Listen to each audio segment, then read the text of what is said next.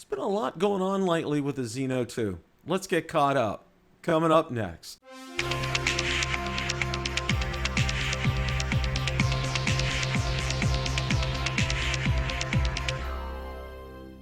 Hey everyone, Bill from BillTheDroneReviewer, where I make drone and drone related videos. If you're new here, welcome, and consider hitting a subscribe button so you don't miss any future content.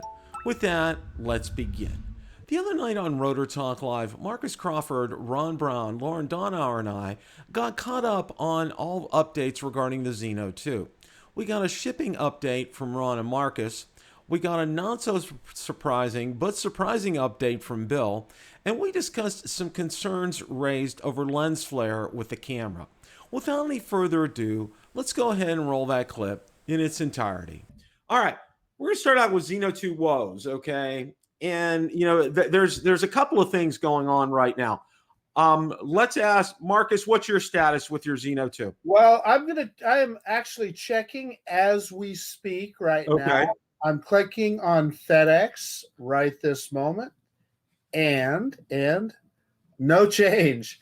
So I got the shipping notice from Gearbest on Valentine's Day on Friday the 14th, and we are 11 days later now on the 25th, and no change. So okay. Yeah, that's kind of where that's at. But you know, hopefully we'll see it soon. Ron, what's your status? Well, I checked updates. You know, I checked the stats this morning, and no change at all. But I did get a message from our friend Greg Pittman today, and Greg said that he contacted Gearbest about his order. They said it would be between the 26th and the 2nd he should receive it. And I don't exactly know what his his purchase date was, but I think he's in the same kind of area that we are. So that's the message he got from Gearbest, and we know how reliable those Gearbest communications are, right, Bill? Oh yeah, they're stellar customer service who will tell you when they tell you a date, you can just lock it in, right? Take it to the bank, yeah. Yes, that it's like one story one day, one story the next. I think they pass around stories to tell customers every day. I think that goes around. Yeah, everything. But I said this a long time ago. I think what'll happen is we'll see, like Marcus, I'll see our the tracking number just there, not doing anything, because the pack only the labels in Chino, California. The drone's on a ship someplace. So when we do see that tracking information update, that probably means we're only a couple of days away from getting it shipped to us, because by that time it's arrived in the U.S. They've put the label in the box and they've given it to FedEx. So again, that's when it'll show up in the system as moving.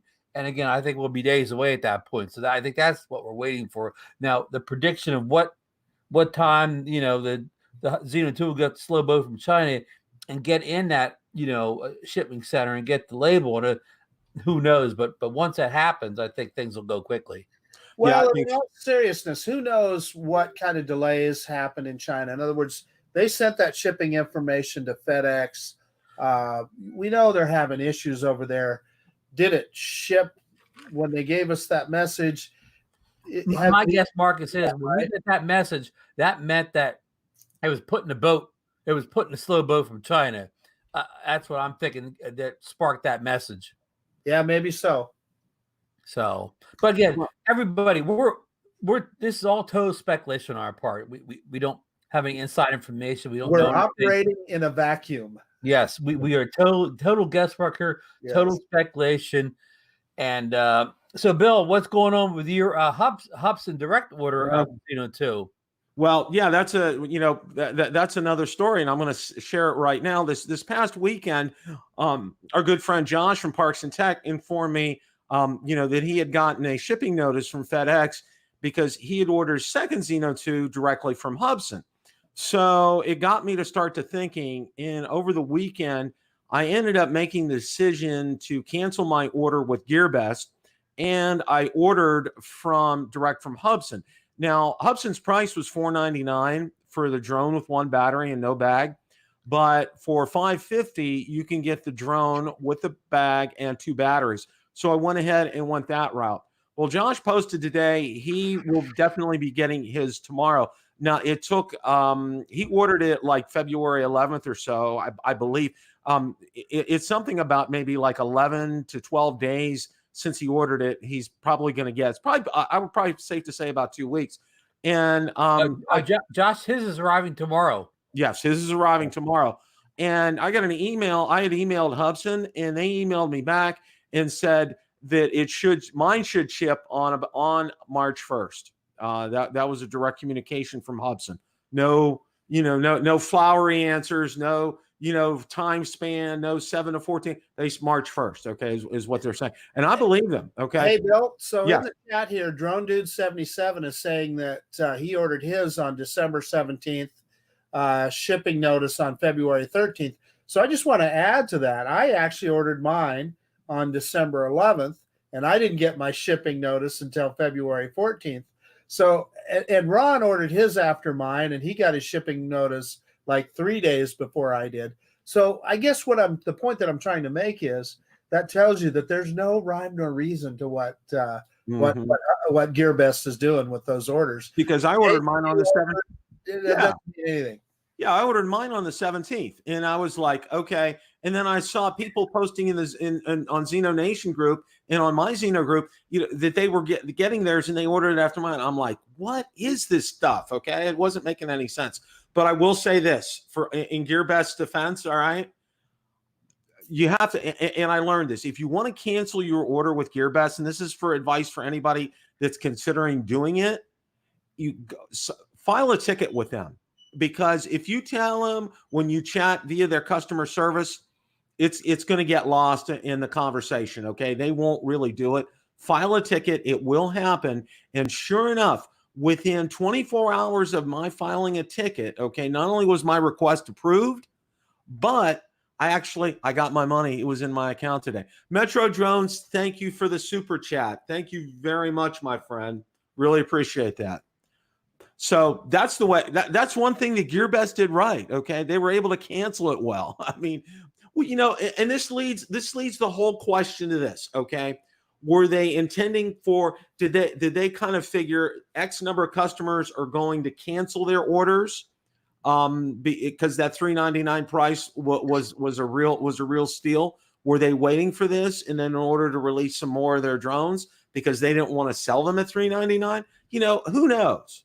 You know what I'm saying? It could be that they wanted to try to get so many people to cancel for this. Well, I don't know about that, Bill, but I'll tell you what you did was smart because I think you got a really good deal. The way that worked, ordered direct from Hubsan, getting that battery and the case for $549. I'm trying to remember what Gearbest originally offered that same combo before was, but I think it was more than that. So yeah, it was more than that. You ended up with a better deal, and you have more satisfaction in knowing when your drone is going to ship. So, good move. Stephen Ewing, his Zino 2's confirmed for this March 2nd. Great. That's great. That is great. That's but that's an interesting theory, Bill. And so Gearbest they're probably waiting around for market side, hoping. I hope those two guys cancel their orders so we can sell this thing for $499 instead of $399. And they finally gave up. They said those darn stubborn guys, they just won't cancel whatever. We'll have to go ahead and throw them a bone, throw them some kind of notification. Best points. Yeah, those guys aren't going to cancel. Now, Bill, did you make any progress in getting them to include an extra battery or a case for the people who had to wait a long time? Well, I'm still waiting to hear. The jury's still out on that. Well, I shared on ZinoNation, and I'm going to share with everybody tonight. The only way I'm going to do business with Gearbest again is if when I go ahead and place my order for, say, the Zino Pro 2 or the Zino 3, right? What I'm going to want is buy one, get one free like they have at Publix, okay?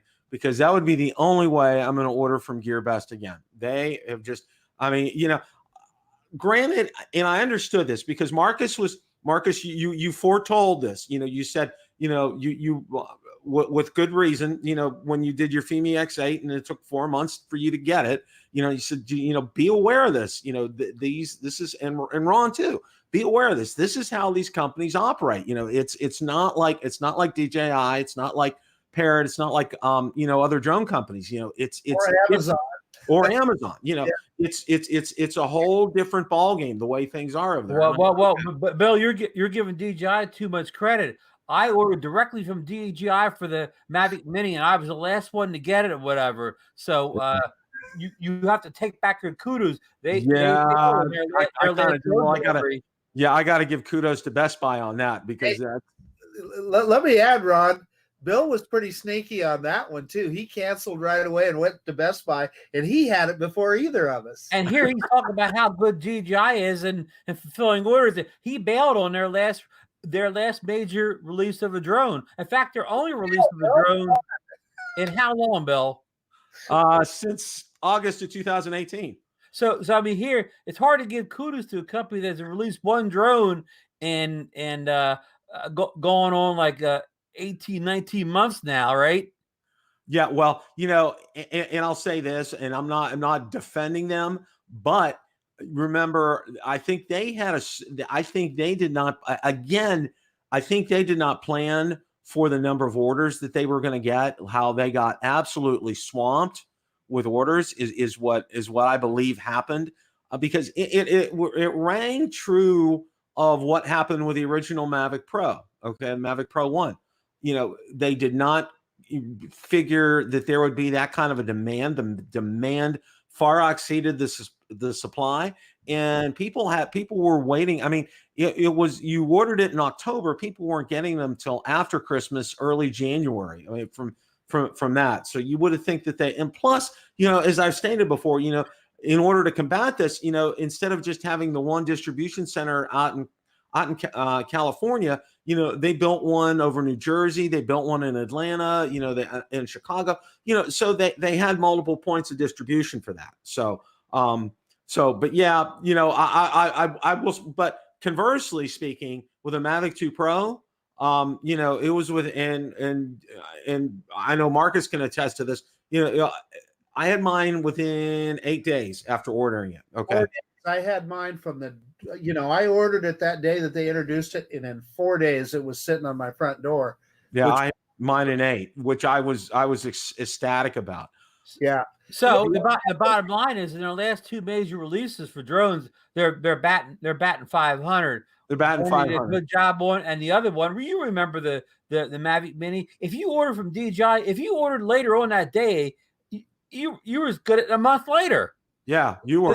The shipping times moved back a whole month if you just waited a couple hours.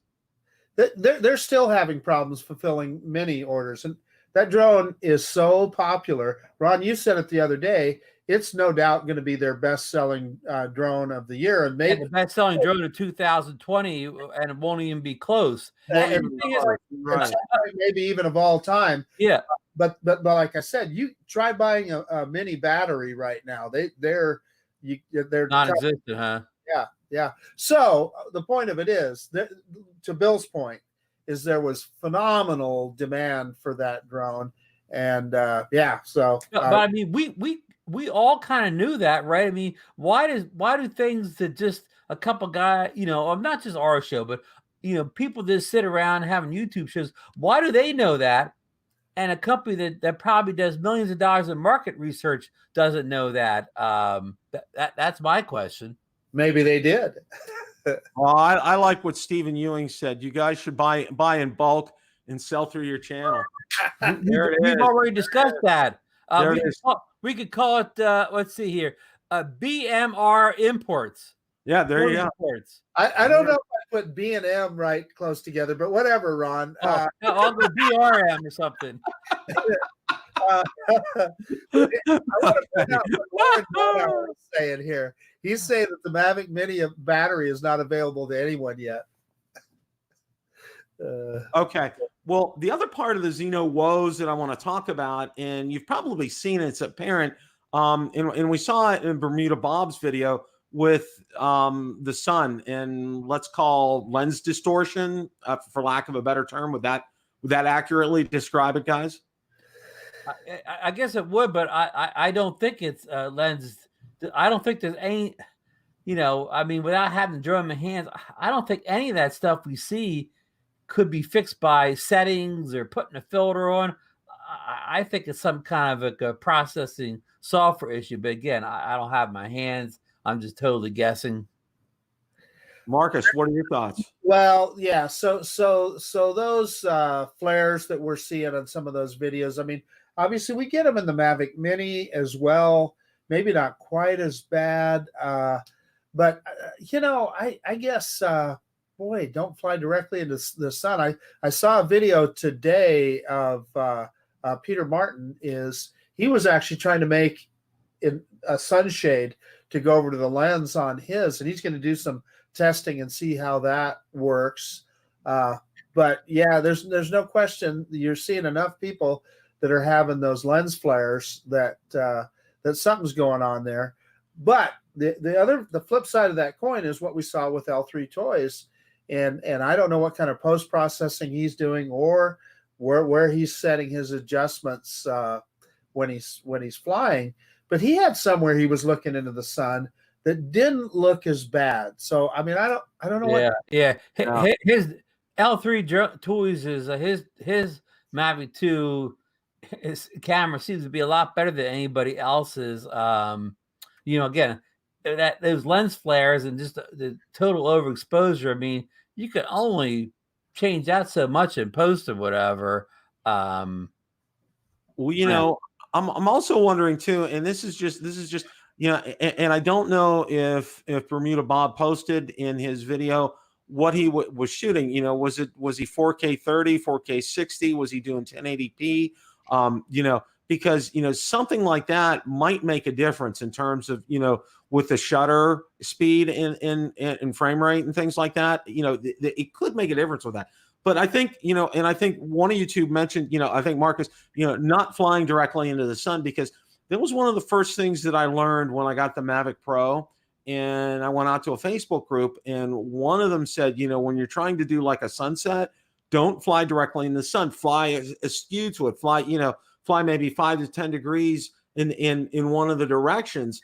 That way you won't, number one, you won't damage the camera or the lens system in there, and you won't get that distortion that you won't blow it out. Yeah. It won't get blown out. And it worked. I mean, because the first time I did a sunset, I was going straight at it and it looked horrible. But then, because, I wanted to learn, I said, what's the best way of, filming suns? And somebody said, when you fly towards it, make sure that you're at a either 5-degree angle either side or 10-degree angle either side. That way you can capture it real well. So, the jury's kind of out, until we get them in our hands and we're able to get them up. That's one thing. Also too, and this is some food for thought. All right. L3 Toys is in Malaysia, and, we've all commented how wonderful and green and lush that scenery is down there. I mean, it's, the colors are very vivid. And I think that's one thing that we've all seen from the Zino 2 on L3 Toys' videos, which is fantastic. But also to remember where the sun is at this time of year. It's, for us in the Northern Hemisphere, the sun's in a different position than it is down in Malaysia. So, that could play into it too. I'm not trying to provide excuses or anything. I'm just trying to look at some things here and have some schools of thought behind this until we get this in.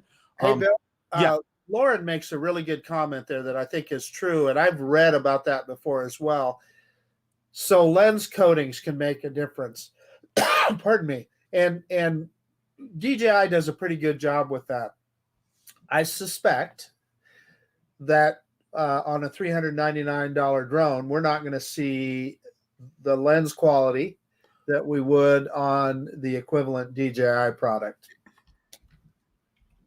Good comment. I really don't know, how expensive putting a good, coat on a lens is. Not like it's going to, be unaffordable to somebody, but, who knows? It could be. I mean, it could be so many reasons, but I'm leaning towards the ballpark that it's software, because we know the Zino 1 camera looked terrible when we first got it.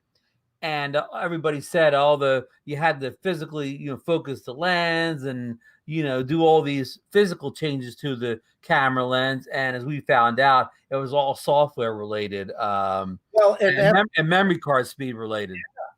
Yeah. Well, and one of the other things that I kind of wanted to touch upon before we switch gears here with the Zino 2, and we need to remember this. It's early in it hasn't had a really very wide distribution yet. So, until more of people like us get it in their hands, we really can't be able to pass a whole lot of judgment on it. But one of the things that encouraged me was, I think I read in one of Bermuda Bob's comments on how great it flies. Okay. Yeah. And I think I read this in a couple other places. So I think that's really encouraging. And I know Blue Skyver had talked about how well it flies for him, and he's been in adverse conditions. So I think, that's some encouraging news, I think. Yeah. Yeah. And another point too, it's just getting in people's hands, and most people's hands is getting to live in cold weather climates where the conditions of flying aren't good. So that's another kind of negative that people aren't getting it out in what would you call optimum flying conditions. Most people are taking out in snow, cloudy weather, adverse conditions. Yeah, and having adverse conditions right now and doing that, you're going to get things like lens flare. You're going to get distortion. You're going to get other type of issues that you wouldn't normally face. So, and I think, like I said, I think until we get them in our hands and, more reviewers get them in our hands, we can't really kind of pass judgment on this until that happens. But, it's some school of thought, and one of the other things here before we end this, a lot of people were talking about, a filter. Well, I don't think a filter is going to take care of this kind of issue. What do you guys think about that? Yeah, I don't know enough about lens filters to know. Ron could probably answer that better. I do know that those shades that people put on their lenses seem to work. I've seen that work before. Ron probably knows more about filters than either you or I, Bill. Well, yeah, I would definitely. He's the Jedi master of that. Well, an ND filter, ND filters, just to slow the shutter down so you can see more motion blur, and purposely, changing allowing the shut the shutter speed slow. I don't know if it can cure a lot of the issues we've seen. I don't know if that's the cure all. And of course, there's a circular polarizer filter, which could cut down a lot of light coming through. So that could possibly help with some of the lens filter that is cutting down light that's coming in. Even a combination, probably the best would be an circularized polarizer and an ND filter, and that could help. But again, these things aren't miracle cures. If your camera's not, doing what it's supposed to be doing, they're not going to be a one size fits all miracle cure. They may help a little bit, but yeah, not the whole thing. Question of the day: have you received your Hubsan Zino 2 yet? And if so, who did you get it from, Hubsan or Gearbest? Let me know in the comments section below. Thanks so much for watching, and remember, it's a great day to fly.